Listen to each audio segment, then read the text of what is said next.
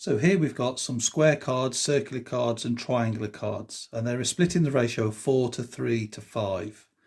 Now, of the cards of each type, the ones with a picture on are all of the square cards, 60% of the circular cards and 2/5 of the triangular cards. Now, we don't know how many cards there is, but all we need to do is calculate the fraction of cards with a picture on. So we don't really need to know how many cards there is altogether. So first of all, to work out what fraction of cards have a picture on, I need to add up all of the ratio parts. So I've got 4, 3 and 5. So 4 plus 3 plus 5, that equals 12. So then if I go square, circular and triangle, I've got 4 out of 12, 3 out of 12 and 5 out of 12 is my ratio of each card. And then all I'm going to do now is take each one and multiply it by its ratio that I've got pictures on. So then I've got 4 out of 12 times all of them, so just times it by 1.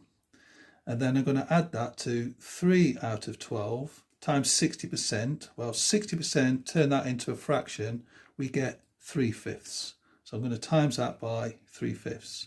And then I've got 2/5 there. So I've got 5 out of 12 times 2/5. So now what I've got to do is just work out what this is in terms of a fraction by just doing the maths on that. So 4 over 12 times 1 is 4 over 12. Then I've got 3 times 3 is 9. Divide that by 5 times 12, which is 60. And then 5 times 2 is 10. And 5 12s again is 60. Now if I can get this all in terms of 60, then I can maybe simplify after that.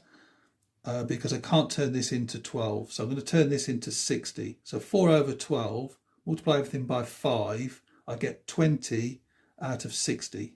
So if I change that to 20 out of 60, that's still the same as 4 12s.